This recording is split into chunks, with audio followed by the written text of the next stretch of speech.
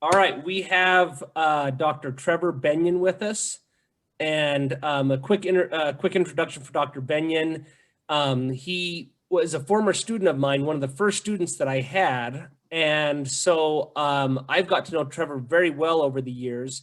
One of my top students, one of the most interactive as far as being involved with literature and being engaged and wanting to know more.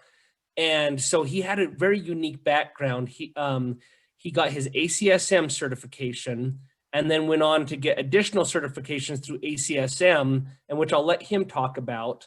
And then he ended up managing a gym and then going from there to doing online training for personal trainers, and into then the digital world, which he's found a niche for himself in the health and fitness industry. And so I'm excited because Dr. Bennion, this class, and students, I apologize, I'm so used to calling him Trevor or Trev because Trevor and I are good friends now, and we go hang out and do things. And so that's the situation. But this class is an exercise prescription class. And so we go over, if a client comes in, what are you supposed to do with them according to the textbook? Right. You know, we have the stretch assessments, we have the muscular fitness assessments, we have the VO2 assessments, we have all these assessments, but I want you to talk about what happened in real life. What did the gyms really want? What does it take to be successful as a trainer? And to give you a heads up, we have talked with Jesse Smith. You know Jesse, I do know owner of a CrossFit gym. And so we got his perception on, or perspective on, what you need to have. And so I want to know, because yours was different. Yours was a typical style gym, right? Yes, I started. Oh yeah. Yeah. So go ahead and tell the students your background, what you did, and kind of what led you to where you're at now. And I'll just kind of turn the time over to you. Wow. Thanks, Eli. Yeah. Dr. Lankford. Yes. So, yes. Wow. Kind of weird. Certification. Start with your undergraduate. So, and what after completing my undergraduate degree, my bachelor's degree in exercise science, I got certified through the ACSM as, at the time it was health fitness specialist. Now they've changed it. It's got a different title. I can't exactly remember right now what it's called, but basically it's one of their credentials for working with people that are at risk or diagnosed with chronic diseases. And a year later, I started my master's degree, and it was right at that same time my mom was diagnosed with breast cancer, and that rattled my whole life, changed everything. And having this credential in to work with people who are at risk or diagnosed with chronic diseases, I felt this like burden on my shoulders. Like I should tell my mom how to exercise, which, by the way, like whether I was accurate or not, like telling my mom how to exercise was unsuccessful. She's doing fine right now, by the way, everybody. But yeah, it impacted me. And I then chose to, and I realized with the information I had available from the health fitness specialist credential, barely anything was known or within my grasp with all the literature I had about exercise and cancer. So I was like, well, there's got to be something. And sure enough, there was a credential by the ACSM and the American Cancer Society for cancer exercise trainer. And I got that. And I was one of 2 in the state of Idaho at the time to have that credential, and one of 7 in the whole Northwest. And my whole purpose was just to like help my mom, like give her some good fitness tips and stuff. But of course, that opened up all sorts of other opportunities and doors to work with folks who had cancer. And so that took me down a very specific exercise prescription, very specific clinical exercise science route, very early in my fitness industry career. throughout my master's degree and into my doctorate, I was working in the fitness industry. I worked for probably like, I don't know, 9 or 10 different gyms. Partly because. Well, go ahead. I was going to say, will you kind of talk about those gyms? I mean, because you got the first one right after your bachelor's degree, correct? You worked Yeah, at like which gym? weeks after graduation. It was within the same month that I walked into this gym. I was within weeks of walking from graduation that I walked into the gym and said, "Hey, now I'm certified, hire me." And they're like, "Yeah, okay." So yeah, it was like right away after graduation is when I got that first ACSM certification. Got it. Now at that time, I was very naive, young and dumb. I walked into this gym what I perceived the personal training position was very glorified. I thought it was awesome. I thought it was very cool.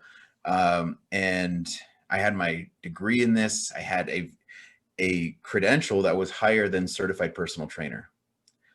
I knew how hard I worked for that credential and of course for my degree. And so walking into the gym, I felt so good and confident about this job ahead of me. This is where the naivete kicks in the story because working in the fitness industry is very frustrating. It is, there's a lot of weird things about the fitness industry, which I'll get into a couple of different solutions that I have in mind for that later on. But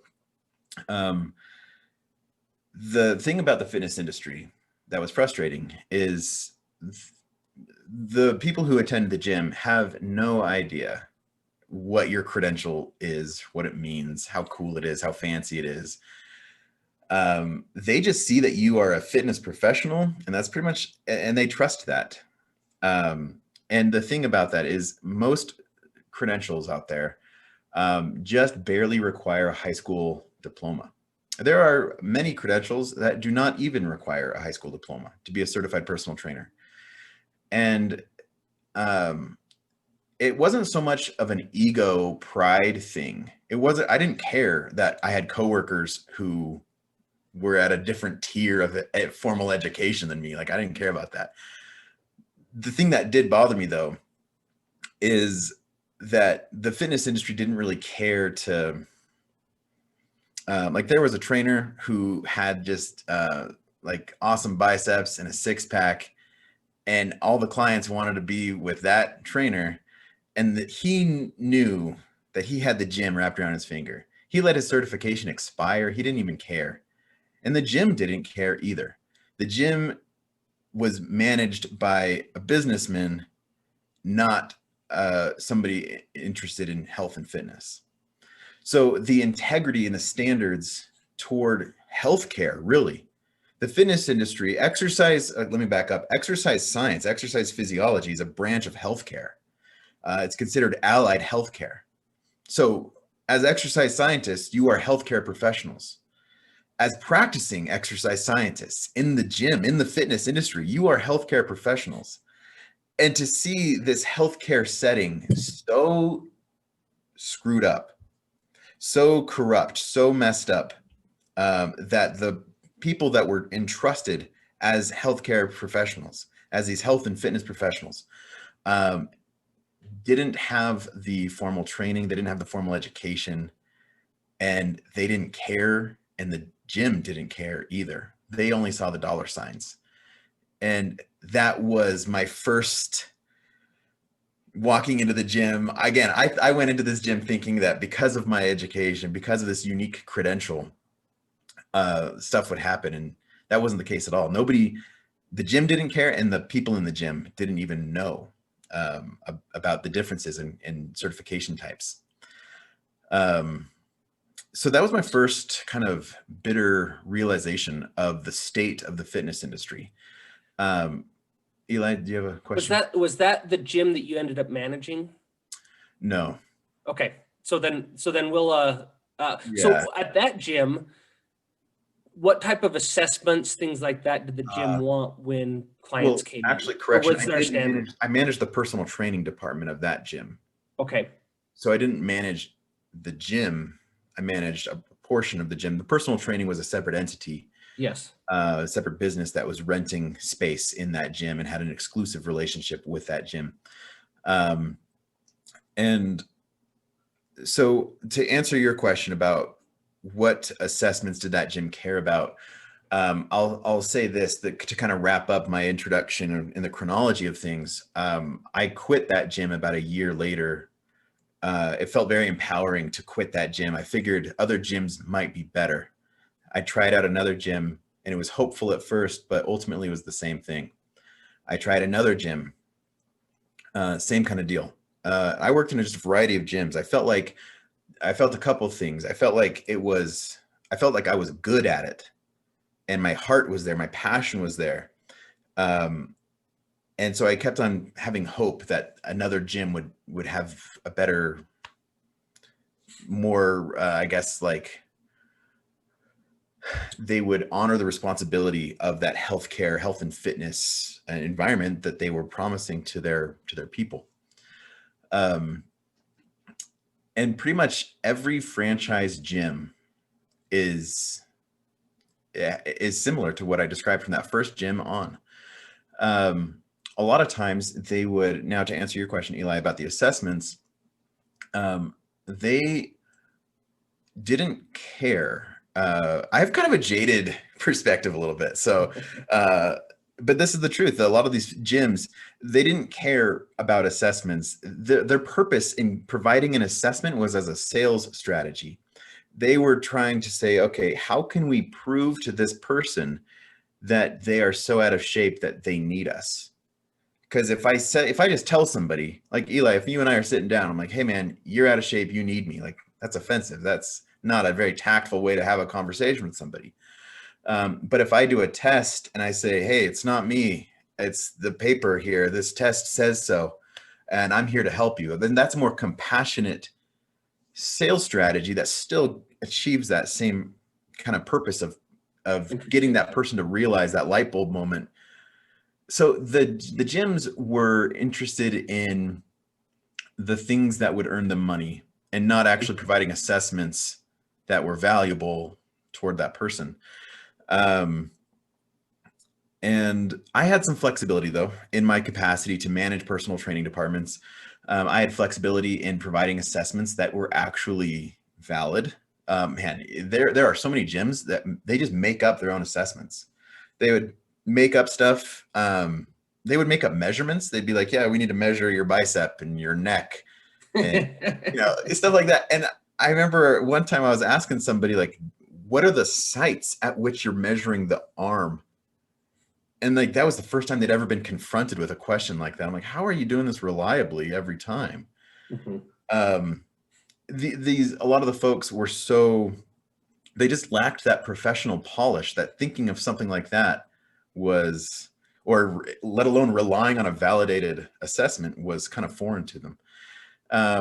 And so I tried to buoy things up, lift things up where I was working and provide valid assessments, actual helpful assessments, and make things, make things a little bit more real and practical compared to just so salesy. So again, to answer your question, what assessments did these gyms provide or expect? A lot of times they were just kind of made up. But I was able to bring in assessments and do the assessments that I liked. And those were just very standard ACSM protocols based on the ACSM guidelines, little textbook. A lot of times they were field tests. We didn't have access to laboratory stuff, so we're doing field tests. We're doing curl up test, push up test. We can do field tests to assess cardiorespiratory fitness. So like a sub max VO2. Correct. A 10 rep max strength thing. 10 rep max only because I'm dealing with people who they may, even like a 3 to 5 rep max might be too intense for some of these people that have really never lifted or haven't lifted in a long time. So doing something like a 10 rep max was the most gentle of the maximal assessments there, from which I could then just kind of look at the chart and estimate their 1 rep max for more calculated stuff. What about body composition? they would often have those handheld, the electrical Um, stimulation, or not electrical stimulation, bioelectrical impedance yeah. devices. And those, if students, if you're not aware, those, that assessment has a wide range of error, and a lot of that's dependent on your hydration, because the effectiveness of that test, the bioelectrical impedance, it's measuring an electrical current from one side of the device to the other, and body fat impedes that electricity different than non-fat tissues. Other factors that play a role in the rate in which this electrical current will go through your body are your electrolytes and the concentrations of those electrolytes. So if you're hyperhydrated versus hypohydrated, the reliability of that test is going to be all over the place. So that little bioelectrical impedance, it's cheap, it's not invasive. You could have somebody, they don't have to like, dress down into like stuff for like the caliper test. Yeah. And so it's real easy. However, that test is not very reliable or valid compared to other methods. But again, it was mostly used as a sales tool. That's what I was going to ask, is how much did the gyms want to charge to do something like that? Oh, actually, that was the funnel. The body fat test, excuse me, the body fat test is free.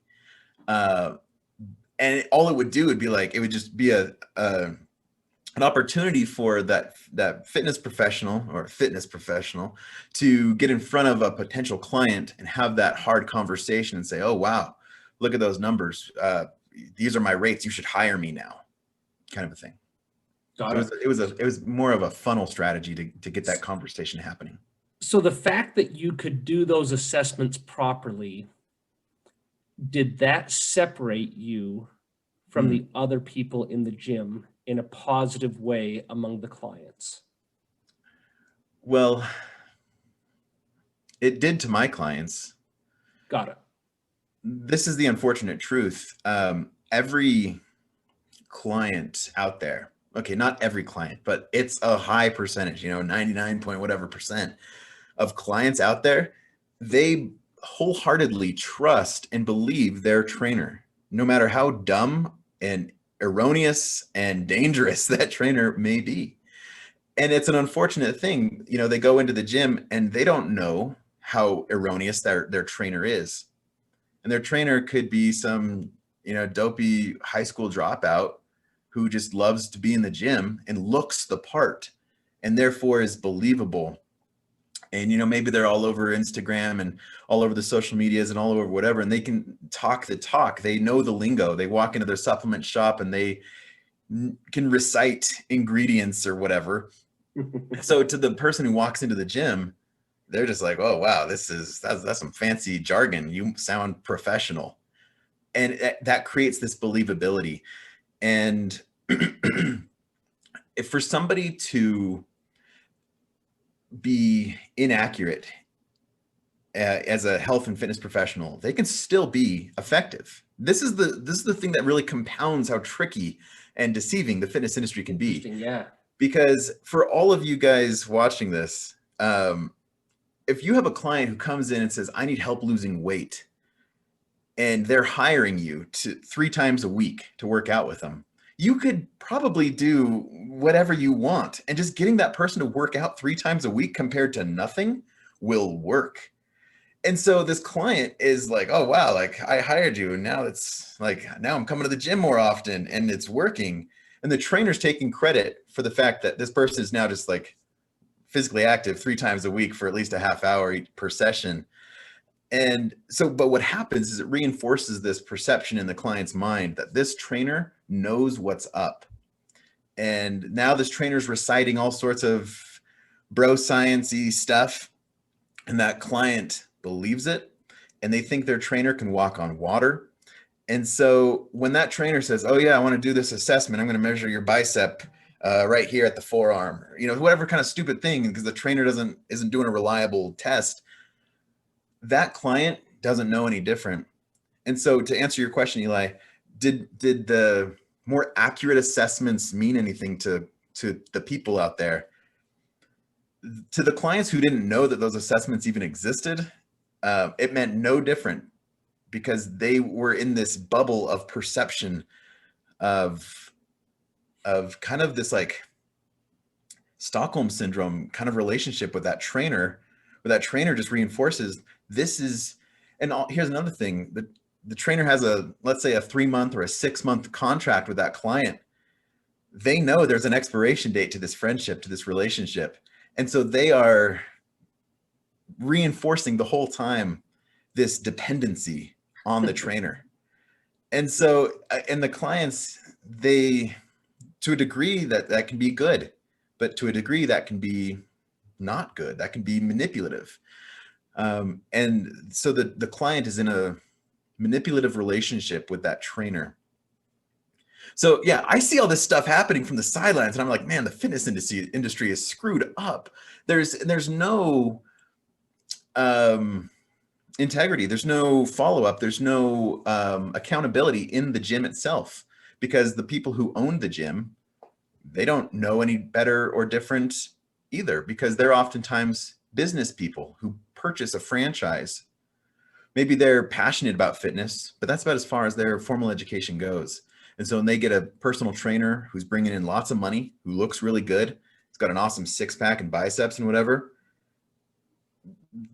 they're checking those boxes and they're feeling like business is great, but they're not really taking into account the quality of care that trainer may be, or the lack of quality of care that the trainer might be delivering compared to somebody who's actually educated.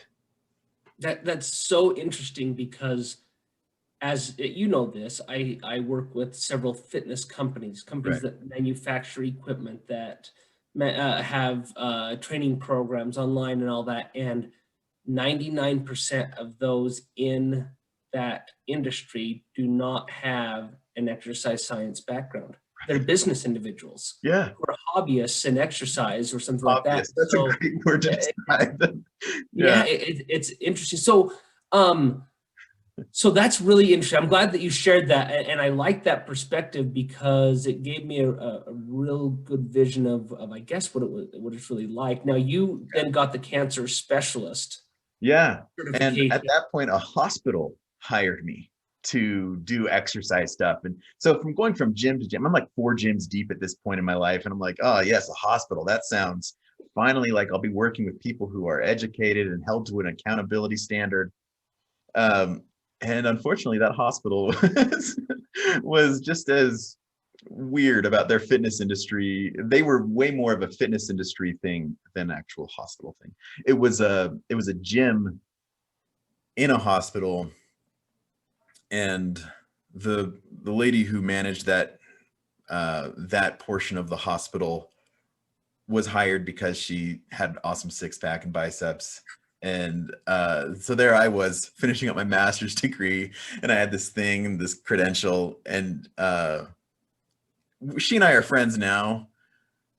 So I have insights to the dynamics at the time, that at the time I was, again, so naive. I walked into this thing trying to be my best. But by being my best, unfortunately, she felt threatened that someone was coming in with a degree and all this stuff that made her six-pack and biceps feel less than. So, and explain to him, you were in a hospital to help for what role? What was the purpose of you being there at the hospital? Yeah, so the hospital had at the time recently acquired a whole bunch of oncology clinics, so cancer clinics, and they had me develop they wanted to unify.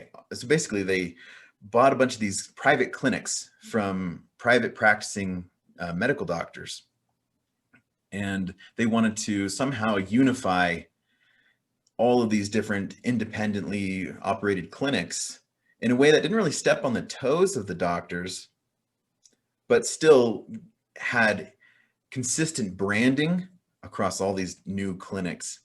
And the most gentle way that they thought to do that, which I agree with this strategy, I thought this was pretty good, was to implement a physical activity standard that's not really, so again, like it's not really interfering with the doctors, but it's providing stuff that they all know they should be recommending. But then to have one of the only two cancer exercise specialists in Idaho, you know, to have that name on it like that, that's what they hired me for.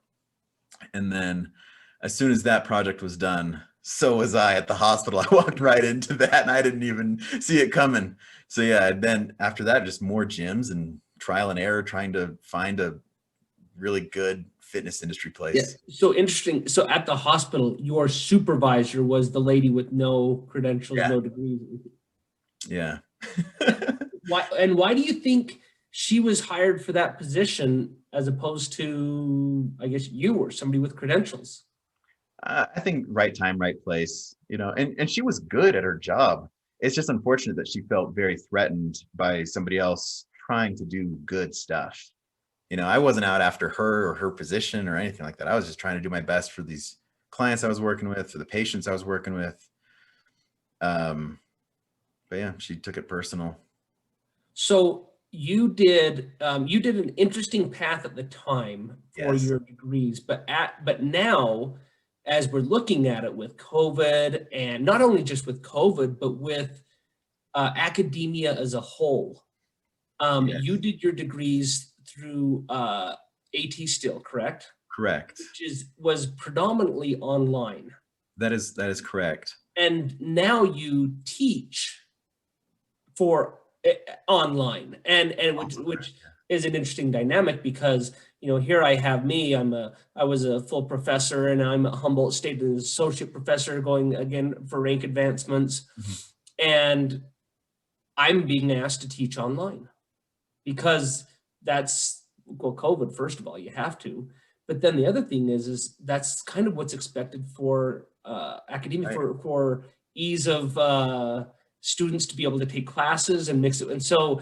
it's interesting that how I'm having to change from a classroom setting, change it to a virtual setting.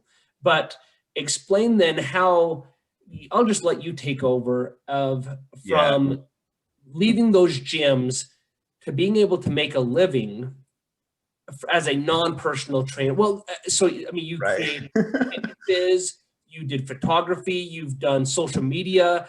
Yeah. Take us through that whole transition. Yeah, my we're still like introducing my Yeah. timeline, like the story version of my introduction, which is fun.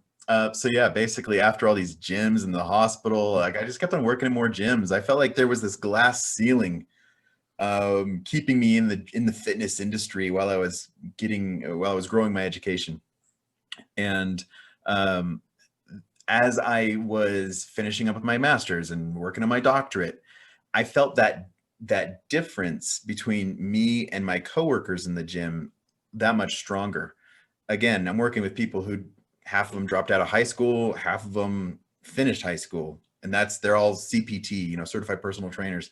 And then there's me, like Dr. Trev, like working there too. And I felt embarrassed. I felt like it felt almost like I was like applying to a fast food place to flip burgers with a doctoral degree. It just felt like I was overqualified, and like my heart and my passion was there, but it was just also kind of inwardly, I felt embarrassed. I felt ashamed that like I felt like I should be doing something bigger and better with my career than just doing something that was so entry level. And the gyms didn't seem to care either that you had those. I Yeah. mean, for management positions or for anything like that, they weren't like, well, he's got more knowledge on this stuff than anyone else. But no, they They just, saw it as dollar sign stuff. They're like, oh, that's marketable. And so again, they just had me work in management of all these different personal training departments and stuff like that.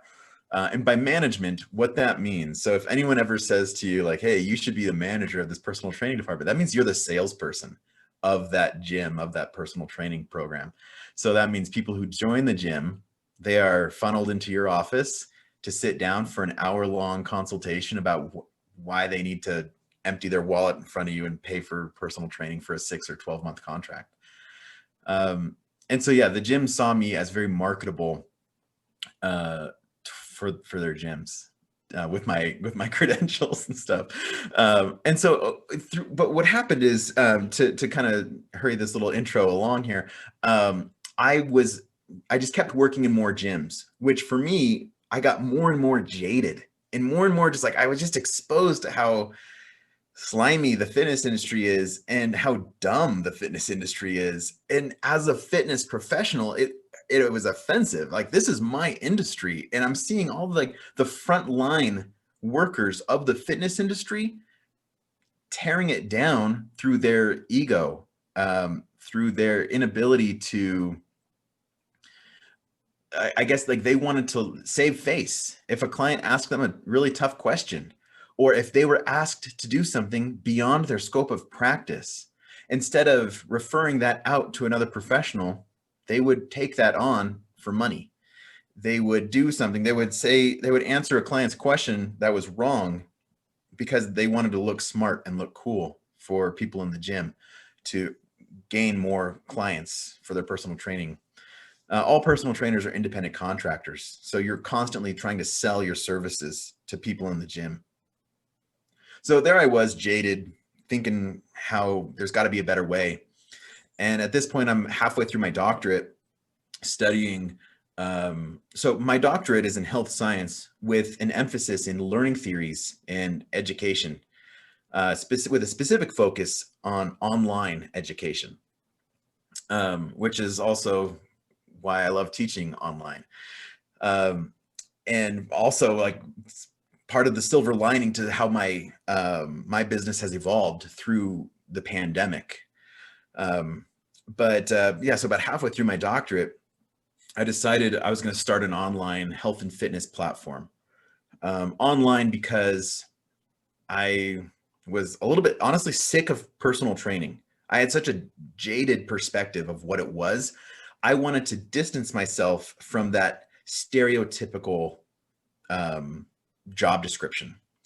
So I created something new and novel, but also because I didn't want to limit my reach to just people within my vicinity. I wanted to be able to reach people from all around the world. So I chose online. And then having my,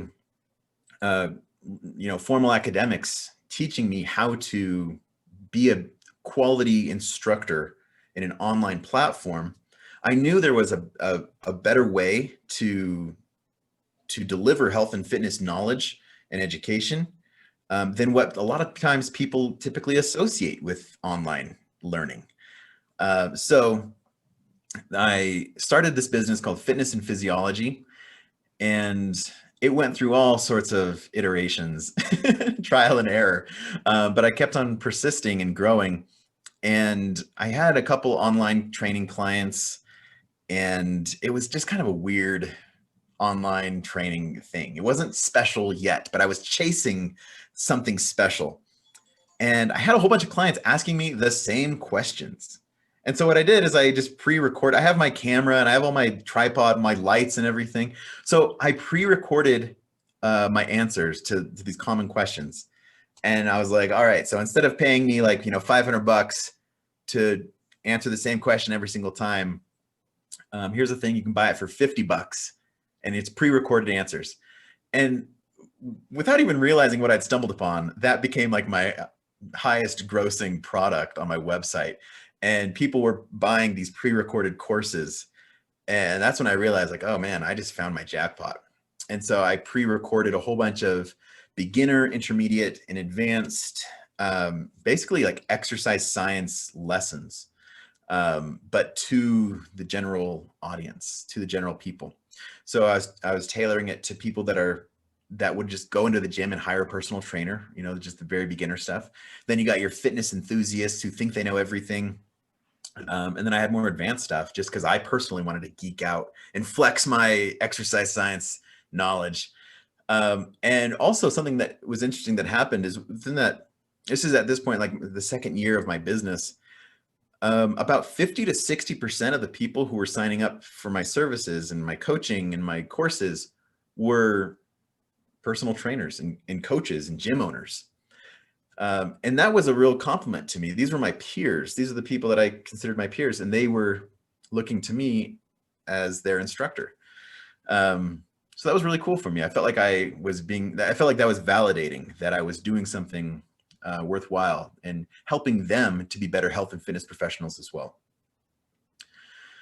So yeah, that is my kind of like up-to-date version of like what I stumbled upon, how I stumbled upon it through a lot of years of frustration and stuff, but then applying the knowledge that I had gained and really like not really giving up, knowing that I had this degree. And even though previously I'd felt like there was a glass ceiling keeping me down, I knew that there was a a greater purpose, a greater ability to monetize the value that I know I can give to people. And so, yeah, my little entrepreneurial business was born. So I don't know if you have access to it there, but I made you a co-host so that you can screen share. Oh, cool. So if you wanted to show students what you've done and take us through what you had to learn to be able to do that. Oh my gosh. Because I mean, yeah, go ahead.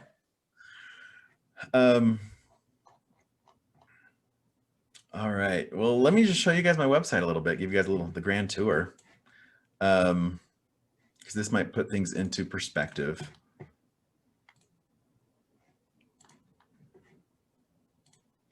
All right, you guys see my website? Mm-hmm. So this is, fitandfizz.com. So what I've got right here is different courses. So learn exercise science. I just want this to be super simple for some people who come to my website to know what they're getting themselves into. And we have different courses. A course about muscle health. We've got, oh goodness. Of course, about fat loss. Of course, the immune system. Like, this is important for people to know right now. All sorts of different videos and things that I've worked on, so they can click on these blog posts down here. Then as you scroll down, really the purpose of my brand, debunking the bro science with the actual science, answering your biggest health and fitness questions. I am differentiating myself from all the other health and fitness professionals out there by saying, well, not all the other health and fitness, but like a great proportion of the health and fitness professionals out there by saying, I can provide the actual science. We're going to myth bust a lot of the gym myths and gym dogmas that you might hear. And then I've got a product right here. So basically my landing page lets them know what they're getting themselves into, lets them know what my brand is all about. And there's a product they can buy already. And also they can sign up for updates if they are interested. So what are the online courses? You don't mind. So right now things are, this is my buddy. These are all these people on my website are like my neighbors. These are all photos that I took. Which is interesting because it goes back to the 6 packs and biceps, right? Yeah. This guy's like super fit. He's an MMA fighter. I took this picture I think like a year and a half ago. He's a really good friend of mine. So I teamed up with a registered dietitian. So here's something, recently a former student who, I don't know if she was your student, Eli, but she knows you. And she asked questions about website, entrepreneurial, online fitness, and you connected me with her.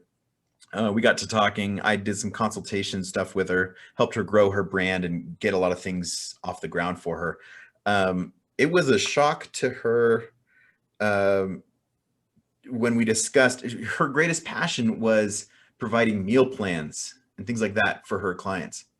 And it was a shock to her to realize that that kind of stuff is out of her scope of practice. Meal plans is the work of a dietitian, not the work of an exercise science undergraduate. Even somebody who gets I think NASM has a certification for nutrition, right? Certification, even within. You can provide nutrition education, but you cannot tell people what they can or cannot eat. And that's the difference. So I provide nutrition education all the time. I here's right here a sports nutrition fundamentals course. And I teach sports nutrition at the graduate level. So I teach master's level sports nutrition, 2 of them, advanced sports nutrition and regular sports nutrition classes. So it is within my professional scope of practice to teach about sports nutrition. But even then, I do not tell people what they can and cannot eat. That is both out of my scope of practice and sounds like the most insane busy work that I would never want to even do if I had a scope of practice. But so I worked with this lady. She's a registered dietitian, and this is within her scope of practice. And so we created this course together. We call it Complete Lifestyle. And it's just, I set her up, like I pass her the ball, she slam dunks it. And so together we did this course. And so if you want to, as an exercise scientist, talk about sports nutrition and healthy eating, then I recommend working in tandem with a dietitian.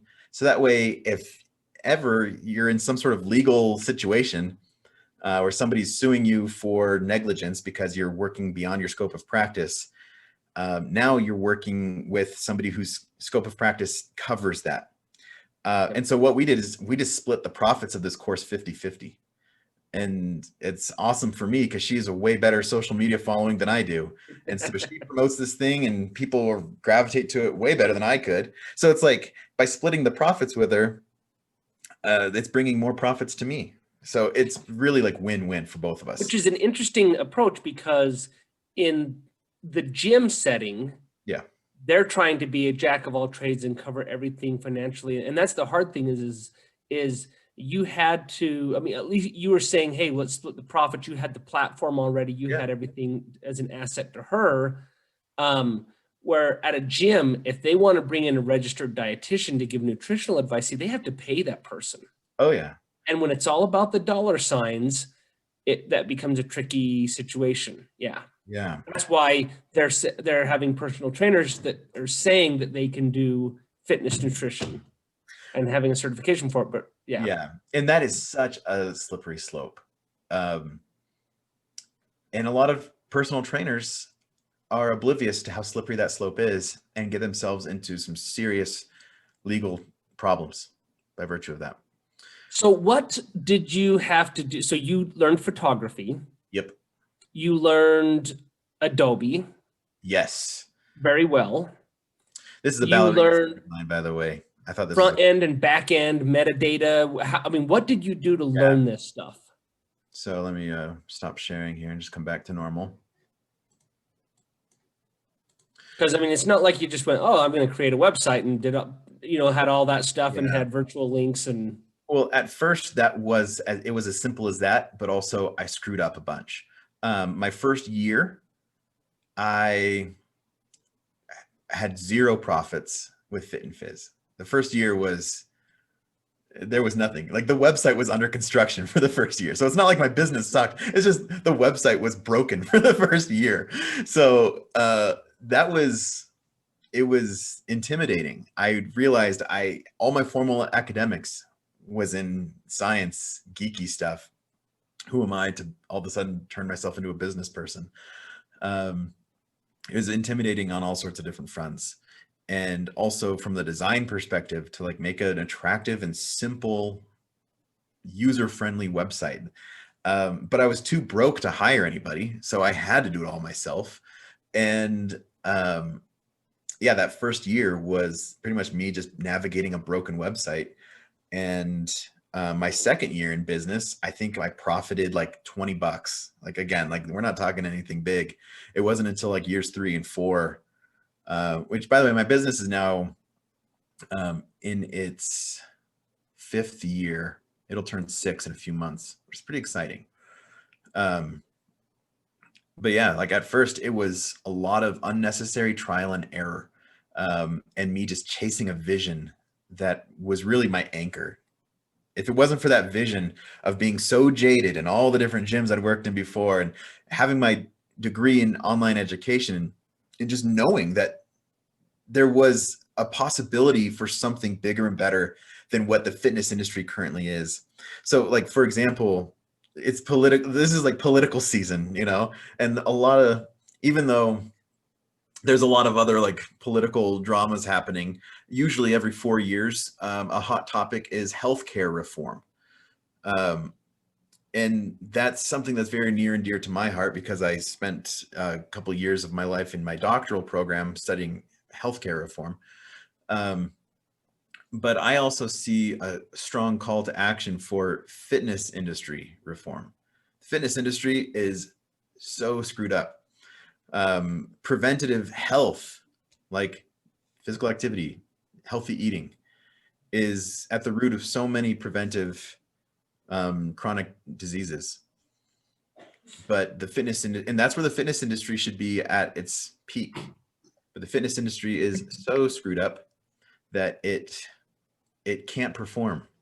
So I knew there was something that could be done about the fitness industry. So my whole purpose with my website and my business is to raise the tide for the fitness industry, to hold accountable the trainers who are just full of bro science, and put the real science out into the world in a way that is user friendly, easy to consume, to bridge the divide between the medical, or not medical, but just the scientific jargon and just the normal everyday person who wants to learn this kind of stuff. Right now, personal trainers are like the interpreter, the mouthpiece for that scientific jargon, and they don't even know the jargon. They don't even know the science. They didn't even graduate high school, half of them, you know? So like, who are they to interpret this kind of stuff? So yeah, that's my whole vision is to like elevate the industry. So for students who are wanting to go into the fitness industry, then, Yeah. what do you suggest they do right now to prepare themselves for it? I mean, 'cause other than their degree in exercise science or kinesiology, at Humboldt, it's kinesiology. Idaho, it was exercise physiology. I mean, same thing. But other Yeah. than that degree, what do they need to do to be successful, in your opinion? Ooh. Because you had to, you Yeah. graduated with that degree, Yeah. and you realized the degree didn't do it for you. Yeah. I suffered a lot of the long way, the hard way, the dumb way to kind of get to where I'm at now.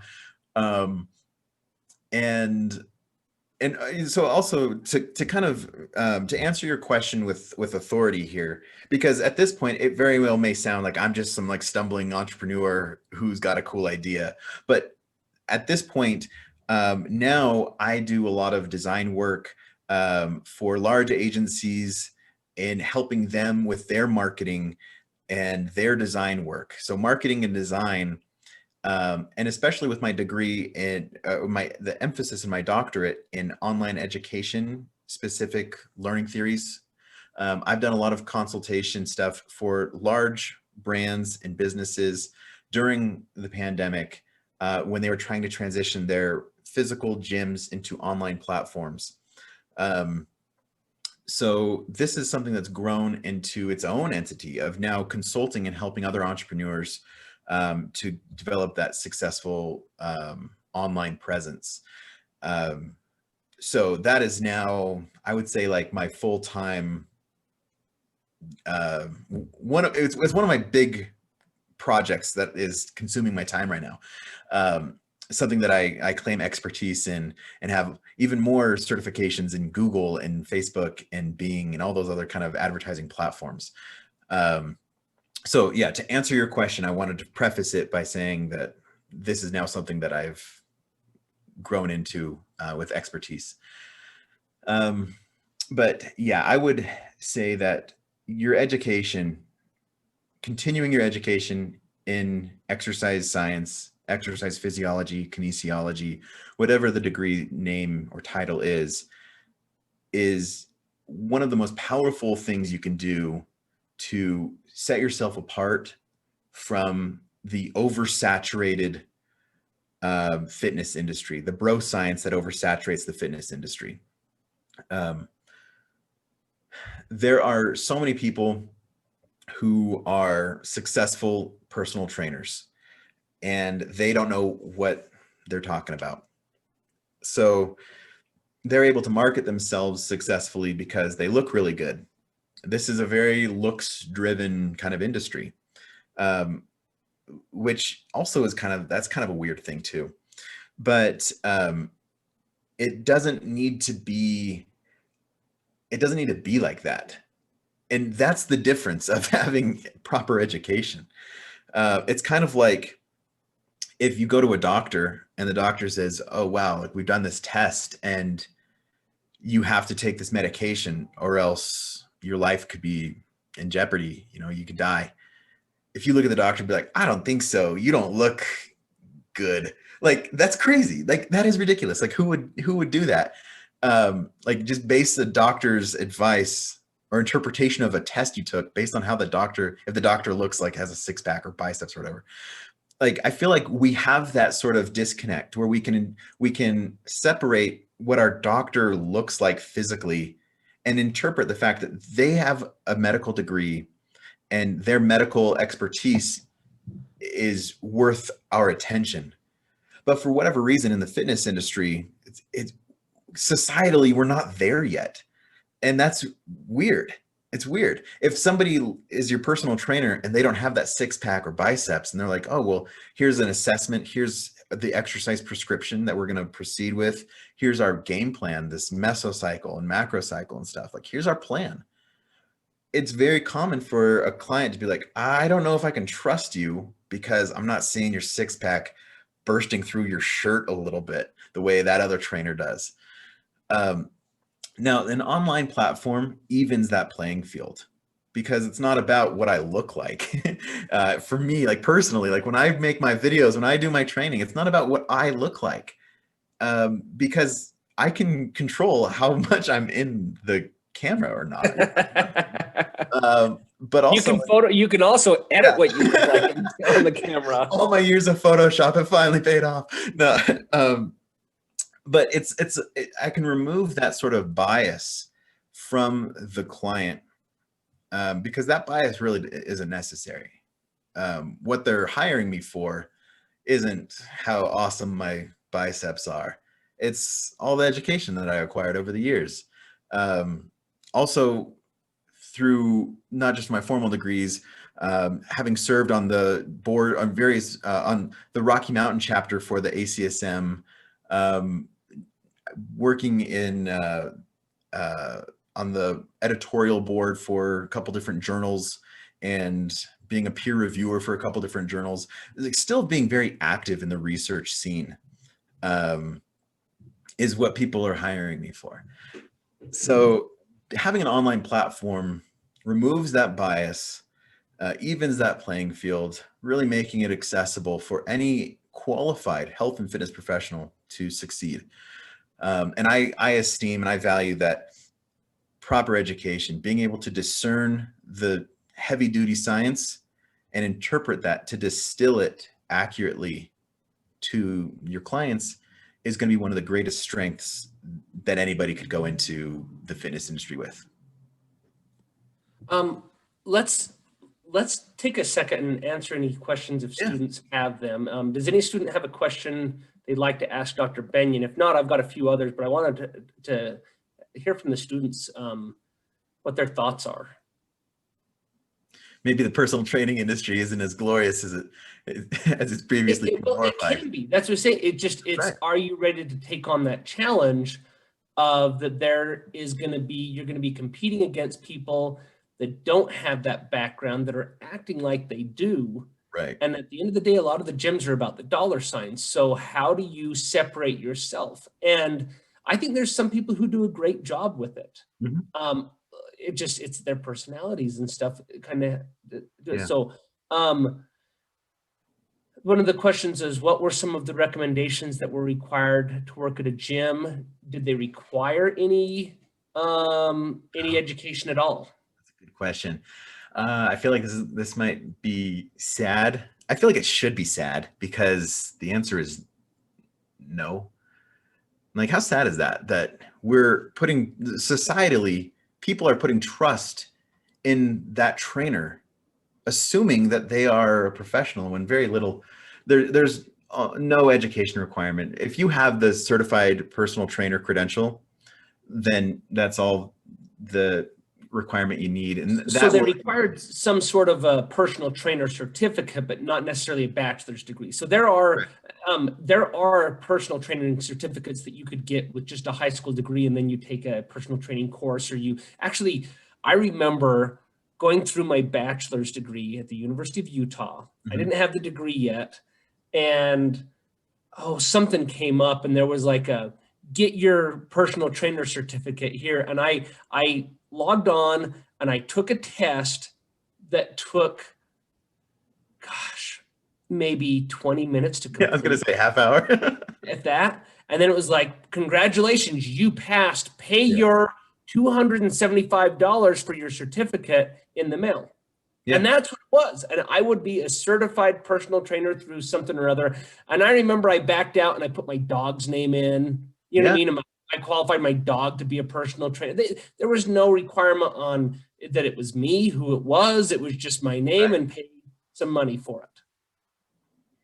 So, there are some certifications for CPT. CPT is the most entry level. There are some organizations through ACSM. Through all organizations, including ACSM, CPT is the most entry level. There are some organizations that take it seriously and treat it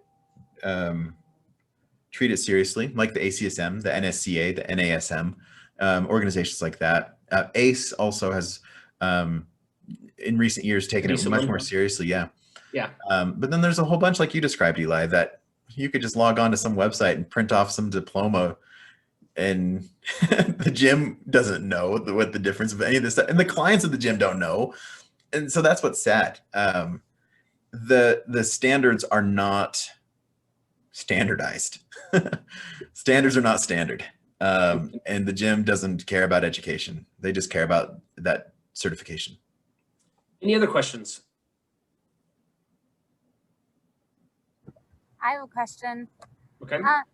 So I actually have two questions. So cool. One is, as far as the oncology goes, what is the research saying that they should do it, like how we should prescribe exercise prescription for them versus, someone just trying to get healthy? That is a fantastic question. So one of the things I approached very early on the whole cancer exercise training thing, I think similar to the way you're thinking about it. I was expecting there to be a protocol. Like there's a protocol for the assessment for somebody with type 2 diabetes. There's a protocol for that exercise prescription. With cancer, there was none of that. And it was just really wide open, because there are cancers that can happen all throughout the body. So a cancer that exists in somebody's lungs will affect their capacities differently than a cancer that exists in somebody's intestines. And so a lot of what I focused on was breast cancer, and the priorities with breast cancer were different than they would be for like prostate cancer or something. The priorities with breast cancer were specifically a lot of just mobility stuff to help with the lymphatic system, because and also another thing that affects the exercise prescription with cancers is the types of treatment. So it's not just where the cancer exists and the stage of the cancer, but the treatment, and also the varieties of treatment can be really aggressive. And so something like radiation treatment for breast cancer can really increase that risk of lymphatic kind of pooling, and you get these like really swollen arms. And so, yeah, we would do a lot of mobility stuff to just help reduce that risk. That was our top priority with breast cancer, with folks that were enduring current breast cancer treatment. And then again, the priorities and the prescription changes during cancer survivorship. So I remember going into this thing like, all right, what's the protocol? It was like, there was no protocol. There was like a million protocols. And it was this like flow, these waves of protocols. And so it was a very different clinical exercise science strategy compared to other chronic illnesses. Thank you. I appreciate it. And then my second question was going to be, if someone was going to like decide to do their own website, do you have any like coding programs that you'd recommend? I do. Yeah, shoot. And let me add on to that. I had mentioned to them that WordPress is probably one of the most popular platforms out there, and a lot of companies suggest that. Could you, adding on to what she said, pros and cons of doing something like WordPress versus what are you doing? Yeah. Ooh, that's a good follow-up question. Yeah, I would say your follow-up question helps me to answer that original question, Kelly, more accurately. Because I was going to say it really depends on your design limitations. WordPress really gives you a lot of options. WordPress has a lot of third-party app integrations that they can, I mean, you can do whatever you want on WordPress. There's so much support from other third-party apps and stuff like that. My websites, I have a couple different websites that I manage.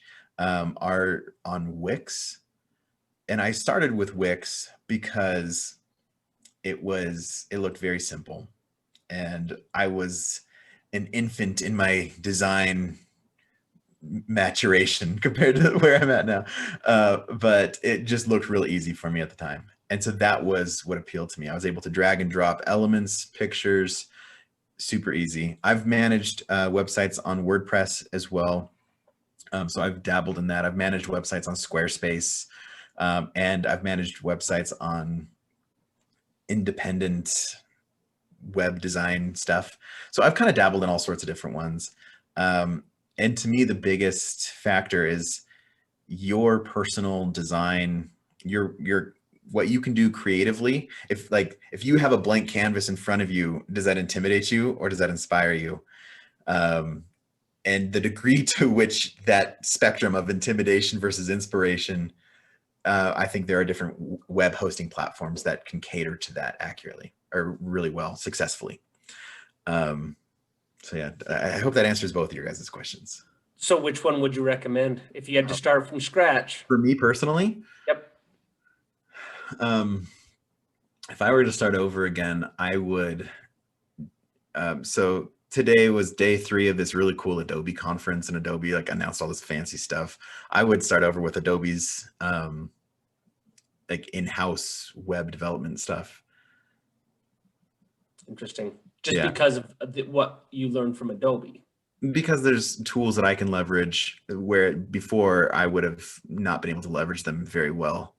Are there good YouTube tutorial videos on how to do the stuff with Adobe? And I guess that, because that's a really powerful tool now, is does a hosting platform have good tutorials? Mm-hmm. Yeah, and again, like I think it's like 95% of the websites in the world are on WordPress. There's some weird statistic like that, like almost all of them are. So WordPress has a ton of tutorials. Wix has a ton of tutorials. It's honestly been a number of years since I've managed any websites on Squarespace, but I'm sure they have tutorials as well.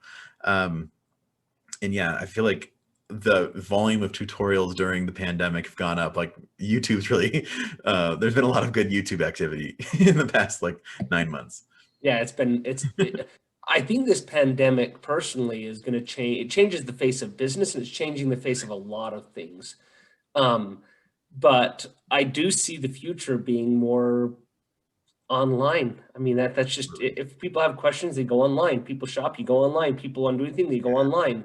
And I think the fitness industry, other than the group setting, which, you go to gyms for the social purpose of a, group, but even a lot of that is going online too. And so, yeah. We're societally primed for online and digital communication. Yeah. Like when was the last time that any of you had a face-to-face conversation? Well, this is it's like a weird question because like right now we're not really having a lot of face-to-face conversations with people. But let's say 2019, and any given day of 2019, the quantity of face-to-face conversations that you would have in a day compared to the same amount of reach and engagement you could have digitally.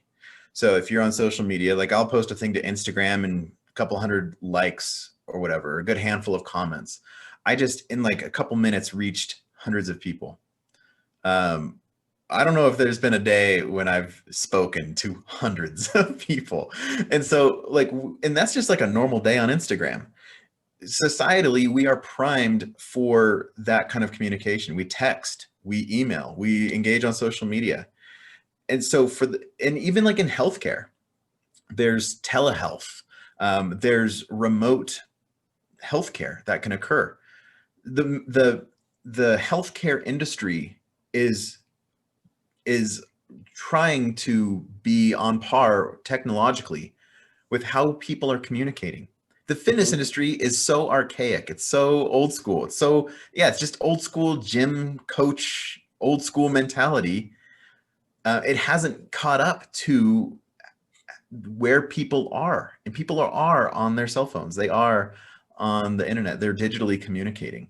So why can't we, like, if you think about what personal training is, I spoke at a conference a couple years ago and I asked the audience, can online training ever be as successful as in-person training? And everyone in the audience is a personal trainer. And so like collectively they're like, no, you know, like they thought I was like just giving them a softball question. Like collectively they all chanted no. And I asked them why, you know, why would you say that? And it made them really inspired them to think a little bit critically about that. Like, why can't coaching be successful or as successful online as it is in person? What is coaching? Coaching is the transfer of knowledge from the educator to the client. We think about personal training as cueing an exercise, as cueing a proper form and technique. And that is included there, but there's so much more to coaching than just proper form and technique. There's a huge education piece, which I've spent the past 11 years of my life digging deep into like the nuancy science of exercise physiology. So that education piece is very real, and it's in demand for people out there who want to learn this kind of stuff. So coaching is more than just cueing form and technique. There's an education piece. So that can absolutely occur digitally.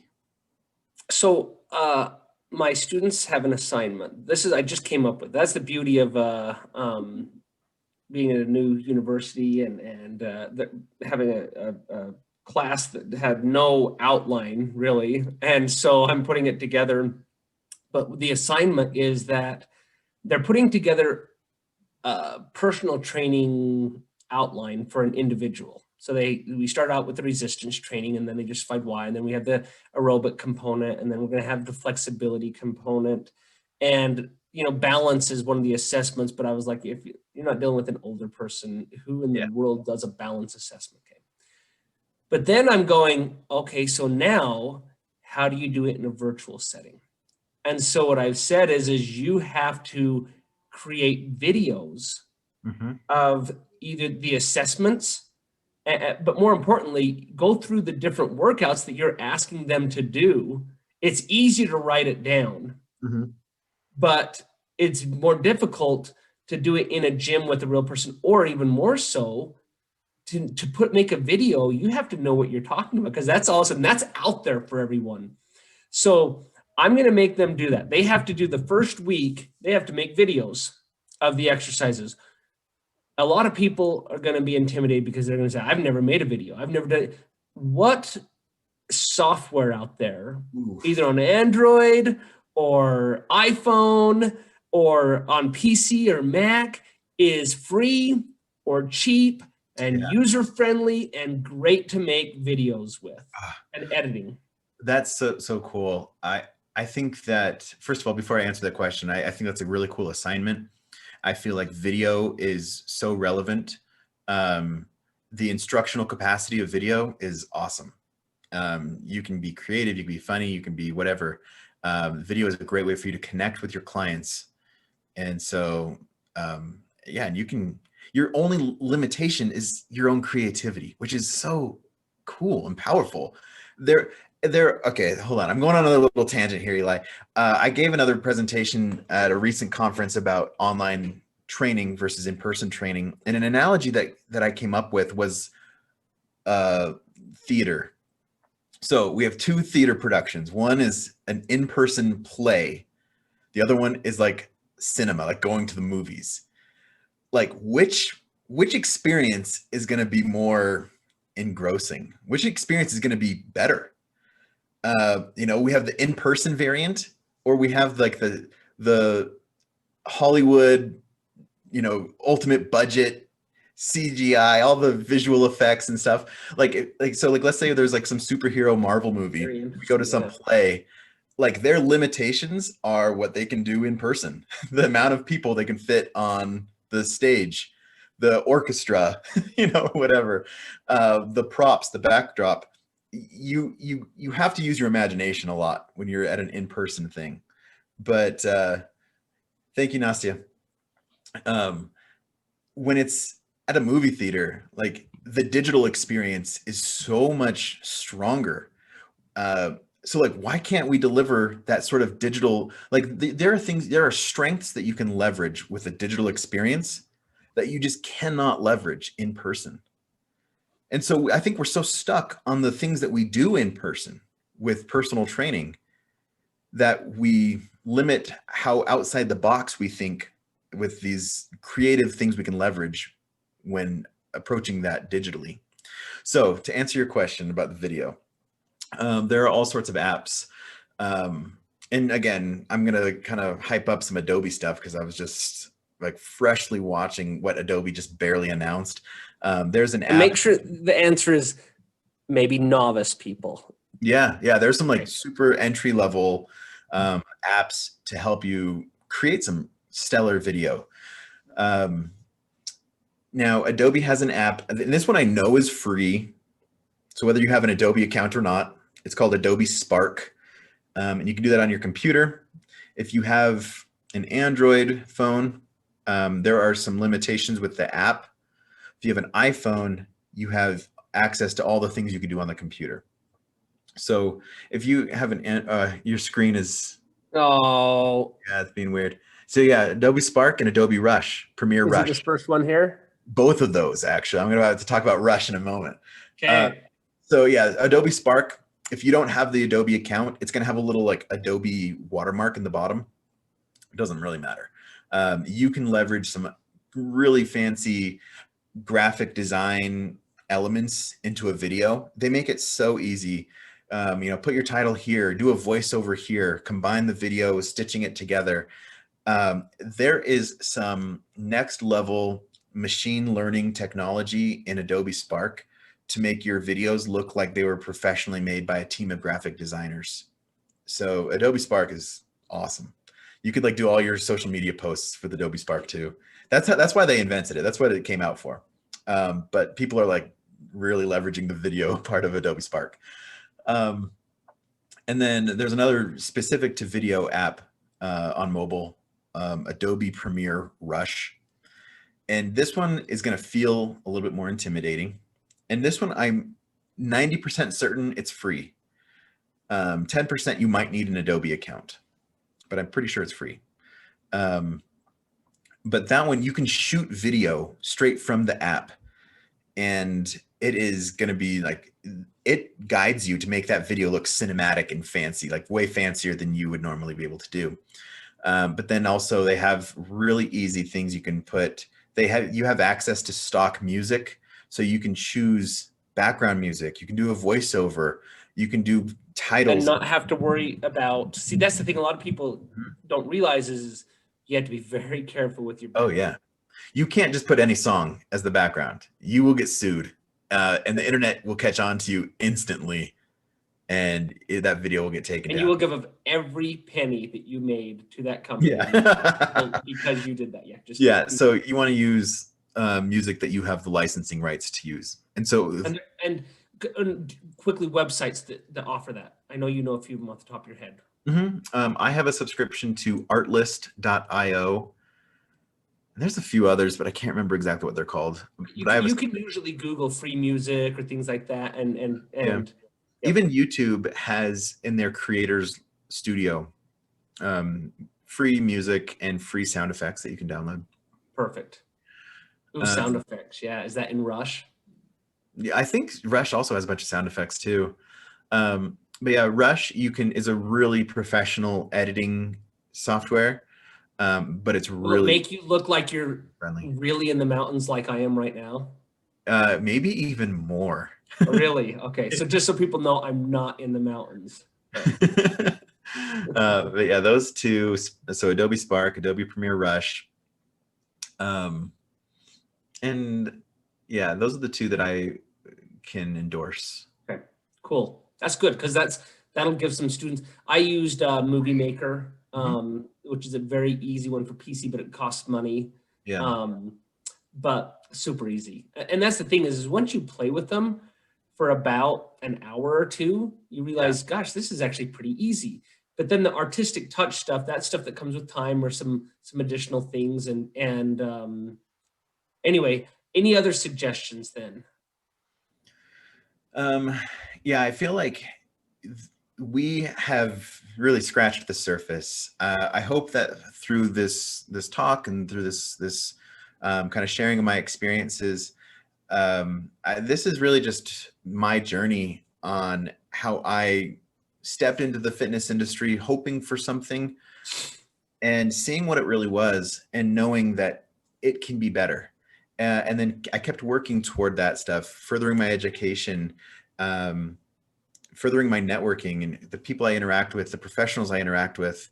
And again, just reinforcing this vision for what the fitness industry can be. And I hope that inspires you to craft that vision, to really like dig deep into why you are pursuing exercise science, kinesiology, this degree, what it is that what you're passionate about, and then to kind of put that checklist, that criteria of what that passion is. How can you achieve that passion? How can you sculpt it and monetize it, turn it into a business? And there are all sorts of creative things you can do. At this point, with an online platform, you are limited only by your own creativity. And for me, I did things all sorts of weird ways, but it was fun and I learned a lot. And I make myself available to you guys. I can help you to skip a lot of the arduous and unnecessary steps that I had to endure, and help you out if you want to start carving out an entrepreneurial path in the fitness industry. And yeah, we are really just scratching the surface on all the cool and fun and exciting elements to make your own brand, to create your own identity, and to really uplift this broken industry that we are very passionate about.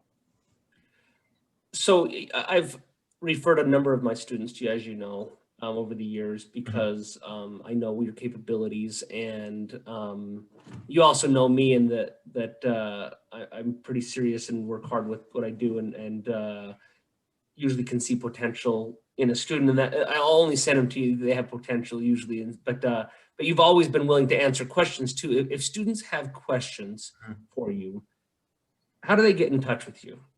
Good question. I will give you my email address, Eli. You can forward it on to your students, but for the recording, since we are recording, you can email me at Trevor, Trevor, at fitandphys.com. And that's spelled FITNPHYS.com. So that's also my website, fitandphys.com. You can go there. There's like all sorts of contact forms on the website. That's what I figured. So if it changes over time, they can always just go to fitandphys.com and reach out to you. And I would encourage students or any viewers that watch this to go to that website, because first of all, it was created by somebody who knows what they're doing. And so it's debunking the bro science. So you know that the information is accurate. And so it's a good resource too for professionals that are like, well, you know, I want to catch up on something, refresh on something. We've also done a podcast together.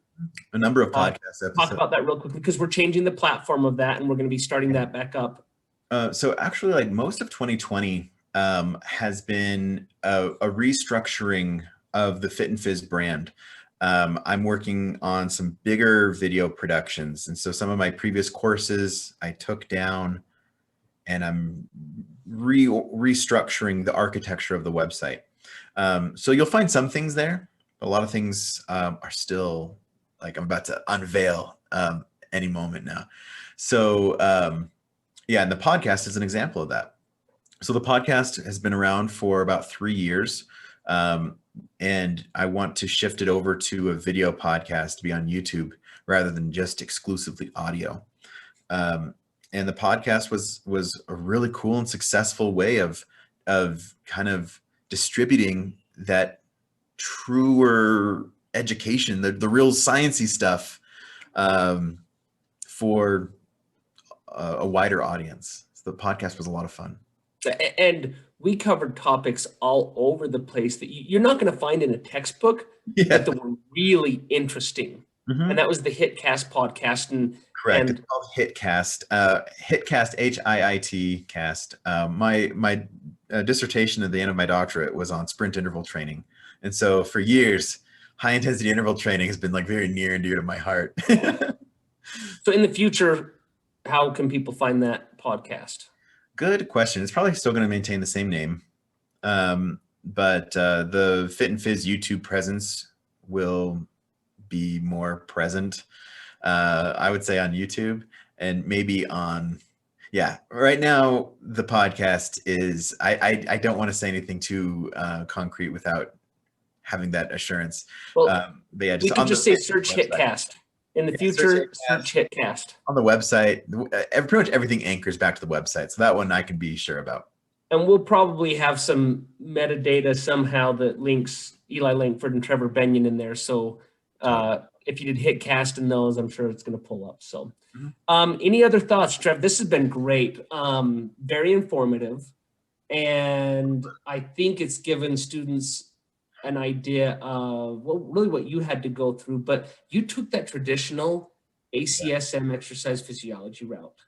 Right. And I hope it helps students understand what pitfalls they might come up against, what are better roads to take, maybe what to expect, how to be successful. And that's the goal here, because I, like you, have been very concerned with the field of exercise physiology. What does somebody do with their degree? What's the value of this degree, especially nowadays where education is being criticized for what's its value? And I'm going, how are we preparing students for the market to be able to be employable? And I'm hoping to influence that change. And that's my new goal as a academic professional, as I still do my research to stay current and to promote new ideas and to further the field. But I also want to do it in a creative way that prepares students on how to be marketable. And I think it's kind of cool, because it's sad that it's taken both of us this amount of time to figure this out. But I think we're leaders in the field. I think you're a leader in the field. You know what I mean? And I think the vision that we have right now is the right vision for the future of exercise physiology and exercise science and kinesiology. I appreciate your words about that, and I agree that not only we're in a place to be leaders in the field, but also to kind of unveil a little bit of the sneak peek to the architecture of the Fit and Fizz platform, the website. Part of what I really want to do, like I mentioned earlier in this presentation, that early in the Fit and Fizz existence, about 50 to 60% of the people signing up for my stuff were trainers, coaches, so health and fitness professionals. And I've known that people in this field are coming to me for continual education stuff. And yeah, it's kind of one of those things like, why didn't I do this earlier? But part of the architecture and restructuring of the Fit and Fizz platform is going to be to help health and fitness professionals with their business practices. Yeah, and it's cool to me. I know you did an interview with Andy Galpin, Yes. I'm good friends with Stu Phillips. Yes. What's it, collegially, if that's the right word, conferences and stuff, we talk, and I've invited him to speak at some of the conferences that I've been over. It's neat to see leaders in the field starting to go to social media Yeah. and to these digital platforms to portray information. And I'm hoping that what's happening is it's pushing the bro science people out, Mhm. and that the fitness industry will change, and that the true leaders, what was not the true leaders, but the true people with the correct knowledge will become the leaders.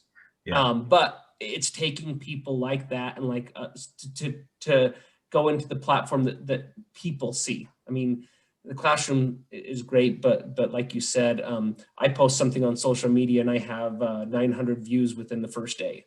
Yeah. I can't talk to 900 people in a classroom very easily and keep their attention. So anyway, well, Trev, thank you so much. Any other thoughts before we end this? I can't think of any other thing, but students, you're more than welcome to reach out to me. I'm here for you guys. Cool. Thanks, Dr. Bennion.